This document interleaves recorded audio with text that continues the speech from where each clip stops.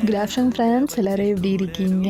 நம்ம இன்றைக்கி today lunch recipe தான் பார்க்க போகிறோம். என்ன பார்க்க போகிறோன்னு பார்த்தீங்களா, பிரியாணிங்க. எல்லாத்துக்குமே மோஸ்ட் ஃபேவரட். என்னடா திண்டுக்கல்லே இருந்துட்டு நீ பிரியாணி செய்கிறியேம்மா அப்படின்னு கேட்கலாம் நீங்கள்.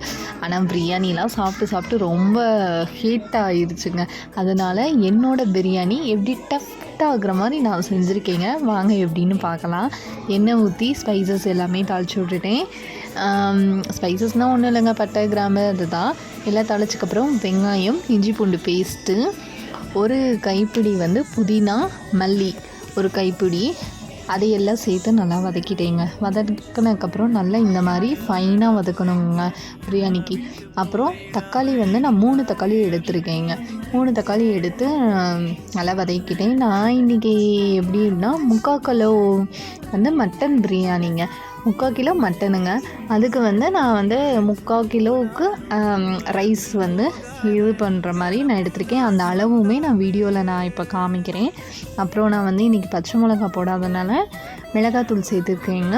வீட்டிலையே அரைச்ச கரம் மசாலா பொடிங்க. கரம் மசாலானா உங்களுக்கே தெரியும், பட்டை கிராம்பு லவங்கம் ஏலக்காய் அதெல்லாம், அந்த ஸ்பைசஸ்லாம் வீட்டிலையே அப்படியே ரோஸ்ட் பண்ணிவிட்டு நான் வறுத்து போட்டிருக்கேன்.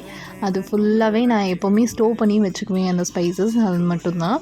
இப்படி இது பண்ணோடனே நான் 3/4 கிலோ மட்டன் சேர்த்துருக்கேன். பார்த்திங்கன்னா நல்லா ஃப்ரெஷ்ஷாக இருக்குது பார்த்திங்களா மட்டன். நல்லா சேர்த்துட்டு நல்லா இந்த மாதிரி வதக்கணுங்க.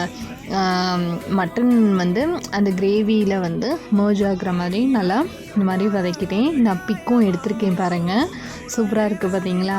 வாங்க இப்போ நம்ம ரைஸோட அளவு பார்த்துடலாம். நான் கிளாஸ் அளவு தாங்க எடுத்திருக்கேன். நான் கிளாஸில் 4 கிளாஸ் எடுத்திருக்கேங்க. 4 கிளாஸ் அப்படின்னா 3/4 கிலோக்குள்ளன்னு வச்சுக்கோங்களேன். நான் 3/4 கிலோ அரிசி தான் நான் எடுத்திருக்கேன் 4 கிளாஸ்க்கு.